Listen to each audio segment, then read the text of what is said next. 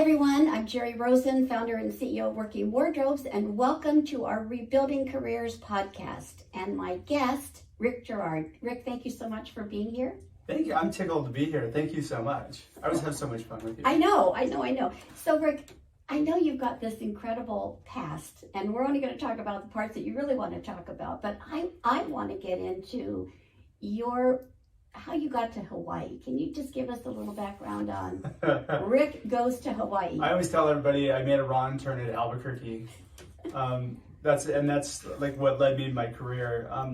So I got to Hawaii. I was fortunate enough to be part of building a company, which I was able to exit from, and this all kind of went down right around 9/11 timeframe, and it was just a good time where my old partner and I decided, like, hey, I'm better off going and doing something else, which I was super excited about. So I packed up all my stuff, sold everything that I had, and I moved to Hawaii in 2002. But you've always been in the people business in a way. You've always been a recruiter. You've headed up companies. How did recruiting become part of your soul? That's the wrong turn at Albuquerque. So I originally went to art school, and I was going to be a professional photographer. That was my goal in life. And I worked in the industry for a little while. I did some shoots, and I got really burnt out on it, and I just kind of discovered it wasn't me. And at the time, I had a cousin who was a recruiter, and he came to me and said, hey, look at, we're going to move to Sun Valley, Idaho, and if you want to come, you have a job. And that's a heck of a relative to have. Yeah, right? Sun Valley, Idaho, and a job. Wow. Yeah. So I thought about it for about 30 seconds and said, I go, how close is it to the ski resort area? And he goes, it's like right on the mountain. And so I jumped on it. I said, great, I'm in. So I went. We were having lunch. I drove back to my office. I was working as a photographer's assistant. Went back to my boss and said, I'm moving out of here in a month. I'm moving to Idaho. So you have found talent in many places for many companies. What's the key that you're looking for when you're recruiting? So, that's evolved over time. I mean, when I first started out, it's kind of a lot of fake it till you make it. And so it's matching buzzwords and bullshit. I mean, that's really what my boss used to say. And that's the way most recruiters are trained. I mean, match buzzwords. Like, if somebody's got the skills, then that's somebody who's going to be good for the job. But there's a lot more to it. I think as my journey in this career evolved, I started to realize that really, like, what's more important is cultural value alignment with the person and the company. I found that when there was a good match or a good alignment from that perspective, people stuck around longer. They were more successful in the job, and they made more of an impact. And as a kind of result, it made me look better as a recruiter, right? As opposed to, just putting a lot of people on jobs and hoping that they work out. So that means you had to dig into the company culture. Yeah. And then you had to find candidates that were aligned with that culture. That's not always an easy task on the company side. No, it's not an easy task to delve into a company and do that. I mean, you have to go in and you have to really experience what the culture is. You have to have some difficult conversations with the executives quite often. I remember walking into an office with the CEO, and they had this really beautiful office, and he had all their corporate values on the wall behind him as he was sitting at this big, fat, plush desk. And I'm like, oh, wow, those are great. Are those your corporate values? And he's like, yeah. And they were like teamwork, collaboration, all the buzzwords that are, popular today with all the kids.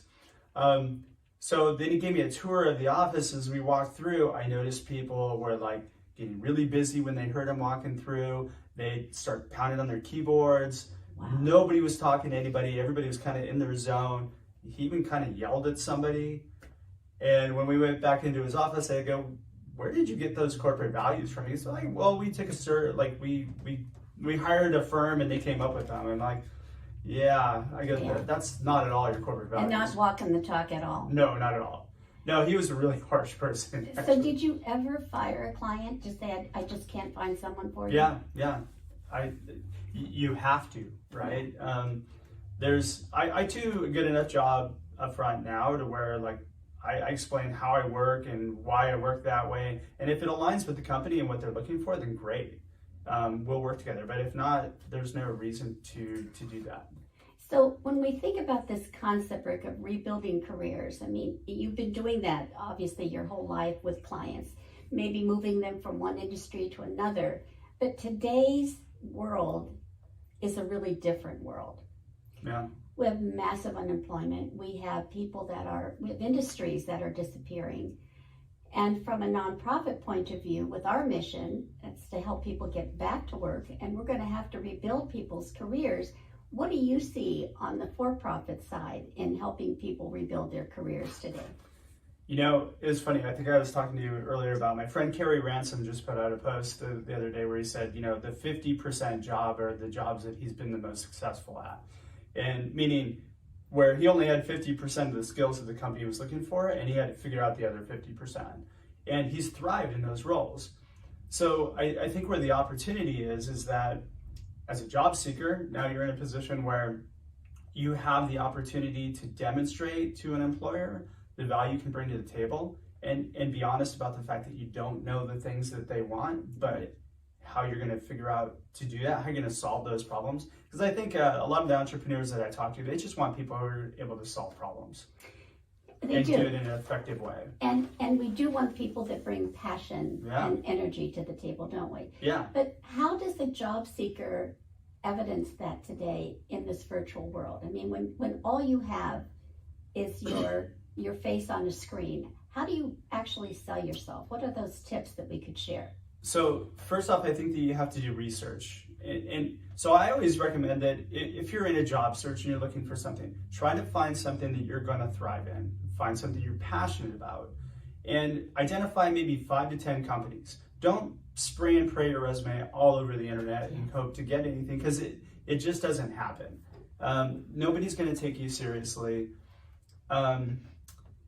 I always say start at the top. So if you identify 2 or 3 companies or even 5 companies that you like, use LinkedIn and go to the top. Reach out to the CEO, make an introduction, let them know who you are. Because if you want to get an interview with a company, when it comes from the CEO of the company, hey, look, I've got this person, I want you to bring him in for an interview, you don't get screened out. But when you come from the bottom up, it's a journey.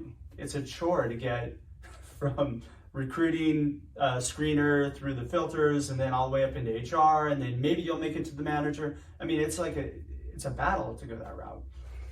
No question that it's a battle, but you know, we're working with a lot of clients that probably are starting at the very bottom. Sure. And so what are the tips that we could give to clients today with their resume? Are there any buzzwords that they should build into their resumes? And then if they get that interview and they are able to do a virtual, what's the most important thing for them to do when they're on that screen?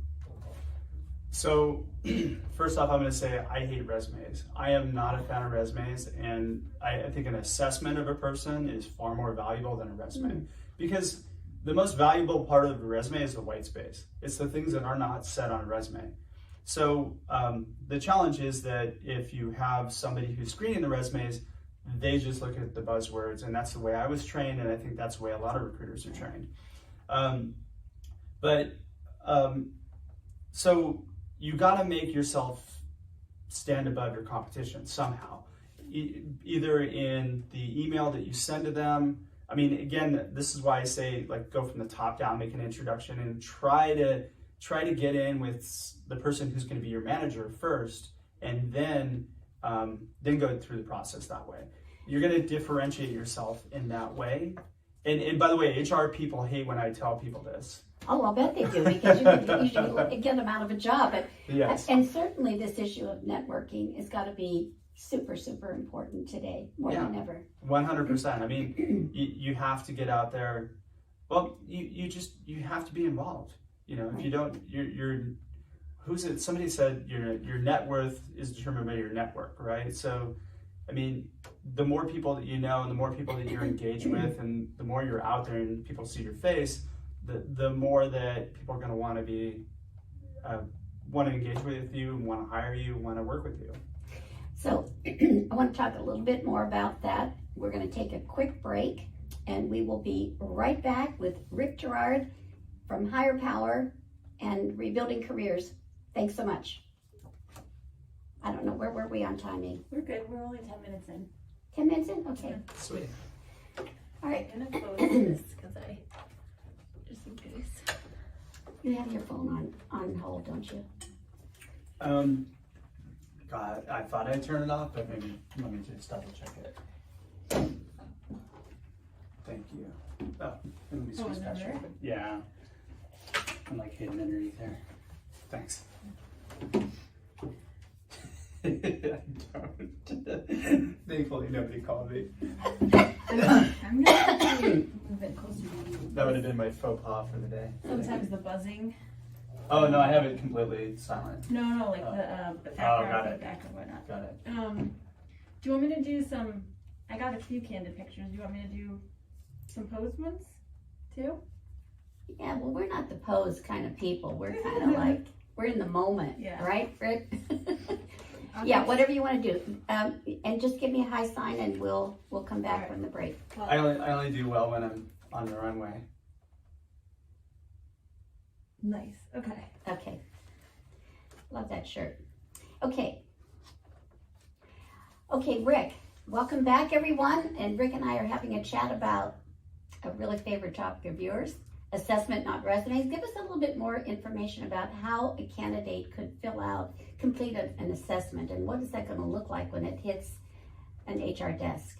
Oh gosh. Well, I mean, so I think the best way for a company to do an assessment is to actually pick up the phone and talk to a person, because and have a kind of screening guide that you go through where you're actually understanding, that person's pain, their desire, and what kind of impact they've made in, one of their former roles or anything that they've done that they can bring those skills to the table. I think assessments are not great screening tools, they're great confirmation tools. Whereas I think, the interview process itself, you have to invest the time into talking to people. And each interview that you do should be kind of a system of checks and balances, meaning if I interview somebody and they don't make it past me, then they don't go to you. So my job is to make sure that I'm gathering accurate enough data to support either a yes or a no. And it should be much harder to say no than it is to say yes. Meaning I need to be able to sit, rather than me saying, well, I just didn't like that person, I need to be able to support that with, okay, well, when I asked this person X question, their answer was this, and this is like, how they explained to me that, this doesn't align with our corporate values, that sort of thing. So that puts some pressure on the HR person, right, to be much more objective about the candidate that's sitting in front of them. Well, it puts pressure on the HR person and the hiring staff to actually interview people outside of the realm of the normal interview, which is where do you want to be in 5 years, where you get canned answers from every, every person that comes in. Well, I want to be in your seat in 5 years. You want to. I'm a big fan of behavioral questions because it gives me a really good insight as to what you've done. It gives me examples of the work that you've done, how you view things, how you solve problems, how you approach, your work on a daily basis.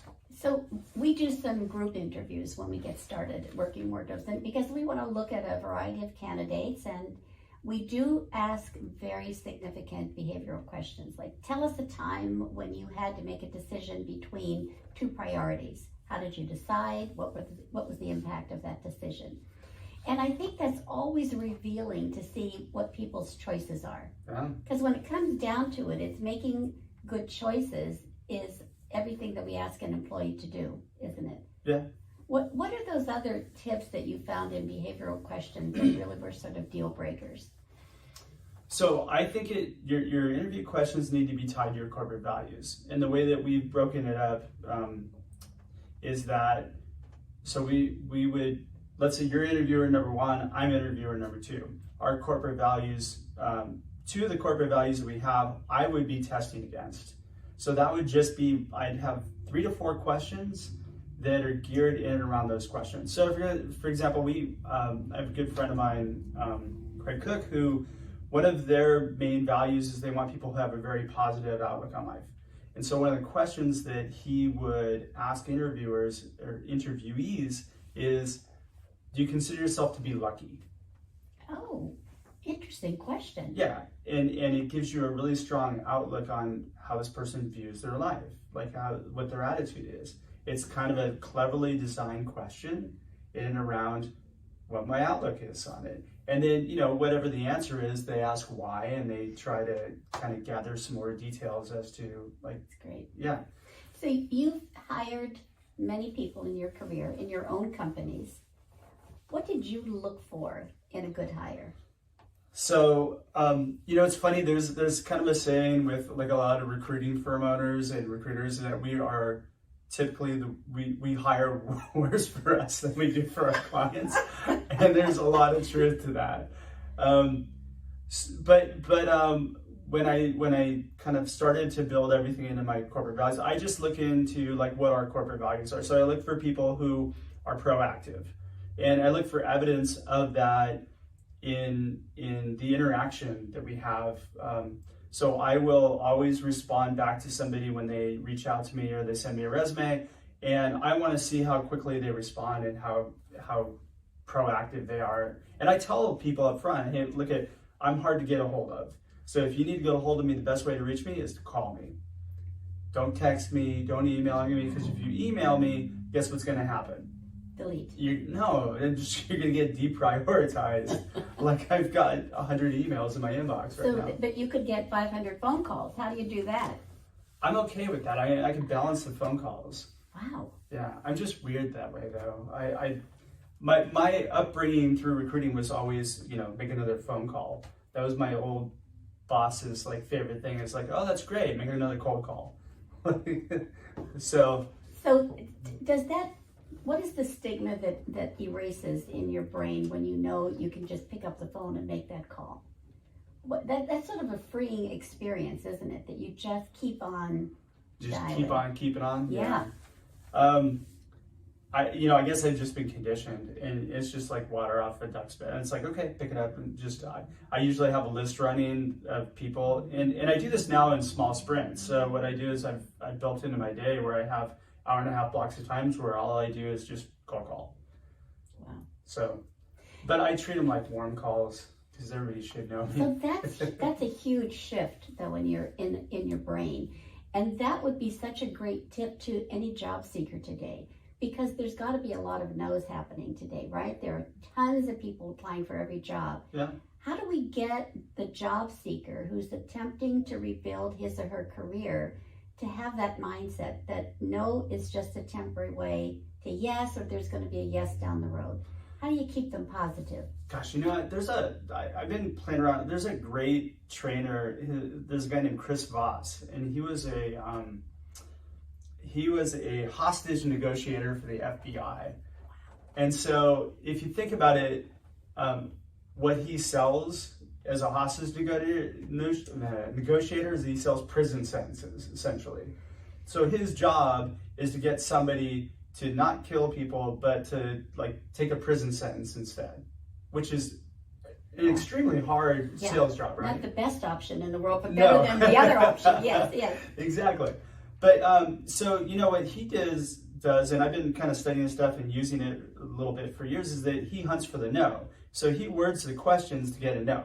So instead of, hey, would you have a few moments to chat, which if you get yes, then there's 3 different kinds of yeses. And yeses are kind of dangerous. You don't really have a definitive answer, but a no is pretty, is safe.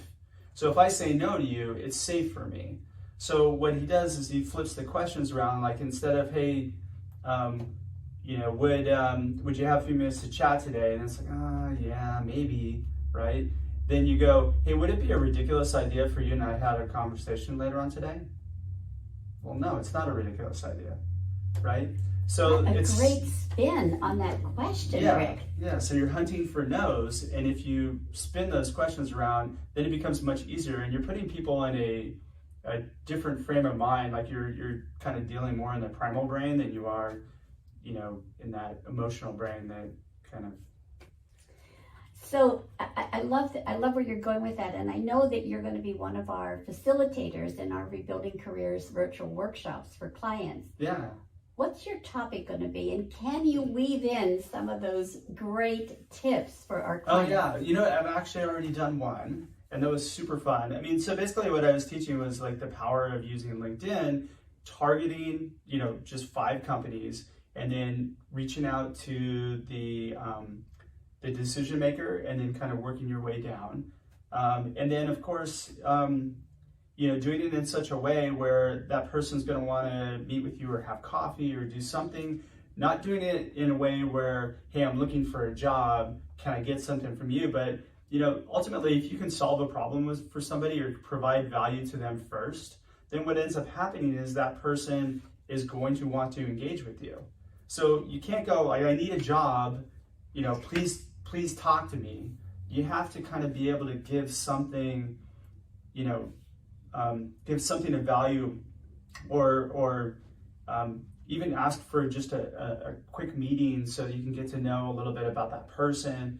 There's a lot of information on LinkedIn that you can, like in people's interests and stuff like that you can utilize to get that introduction. And when I'm talking to some of our clients, I want them to make sure that they're talking to their interviewer and really listening to some cues, or even asking the powerful questions like, what's the most important problem that you're trying to solve? Because I want to help you do that. If you could get inside the hiring manager's brain, how great would that be for an interviewer to really figure out, how can we make this work together? Yeah, I think that's invaluable. If you want to get a job, the best way to do it is to be able to have a conversation that's real, and you get yourself out of that doldrum interview where it's like the same basic questions, and people leave the interview process scratching their head. I think it went really well, and then the interviewer on the other side is like, oh, I kind of liked him. I don't know. I mean, we just flip a coin and see if we hire the person, and that's what it comes down to a lot of times. So I want to, right after the break, Rick, we're going to come back and talk a little bit more about that. We're going to take a break right now, and we'll be right back with Rebuilding Careers and Rick Girard. I thought I'd throw in another break, Sure. And we'll do the commercial. Okay. Nice. And then About 20 minutes. 10 minutes left. This is fascinating. Yeah, it's super interesting. This is Really? We don't ever have enough time to sit and talk to each other. I know. I teach people like totally different ways to do things because that's what works for me. Yeah. I want to talk in this last segment more about higher power and what else you're doing. I want to talk about Stride Search. Sure. We need to get some plugs in and how they can listen. Don't worry about my plugs. I'm good. Yeah. I want to just give value to the audience. No, however. Aren't you fascinated by No, this? I'm serious. Yeah, this is really interesting because it's another side of the process that I've never heard of. So it's really cool to hear your side. So anyway, I'll stop talking. And then we want to talk about T-shirts too. Sure. I need to get that in. You want me to show my back? You want me to strap my stuff again? I do. You did really good as well. Okay, She made me Christine. walk the catwalk the other day. I'm sure you nailed it. I threw up blue steel. Okay, everyone, welcome back to Rebuilding Careers and my buddy Rick Girard. Rick, I know that people are wanting to know why you're wearing this T-shirt, and we would need to talk a little bit about our partnership. Can you tell us about, first of all, Higher Power is your podcast. Yes. And how can people tune into that? So we're available on every podcast player. So it's just Hire, and it's not a religious show. Sorry, guys. I mean, it's a show about hiring. And it came out of kind of the frustration of having to start over again with hiring managers and help teach them how to effectively conduct an interview and a hiring process so that they are hiring the right person every time. So I think what's fascinating is some people could think it's HIGHER, but you're so irreverent that you've taken that into Higher Power, and it's really what people need to know to hire the right person. Yes, yeah, so it's HIRE. And I can't take the credit for that. My friend Paul Roberts came up with the name. I think it's great. Yeah. And I love that you give credit where credit is due. Totally. That's so important. I only have like 1 or 2 good ideas like a year, and that's I know, pretty but you much keep reusing them, and they show up as different ideas every time. So we got together not too long ago, and you decided, gee, I want to give back in this community. And we're aligned so closely in the work that we're doing. We're about getting people back to work. We're hiring people. So you said, what did you say to me? How did we get together? I'm like, hey, Jerri, I want to sell some t-shirts and do it. Right. I already kind of designed the t-shirt. And I'm like, well, like, gosh, can we do something together? Can I sell some t-shirts for you and try and, raise some money? And you're like, sure, that would be great. And it just... And cash is king. Of course, we love to hear that. Totally, right? So you double branded your shirt. Yeah, and actually, I probably should have, so here, I'm going to turn around. So for your audience, Yay. That's the best part of the shirt right That there. is the ticket. Yeah, and this is my prettier side of my face too. So, so you went wild on social media with the t-shirts and talked to some of your fabulous friends. So people are wearing these shirts all over Orange County.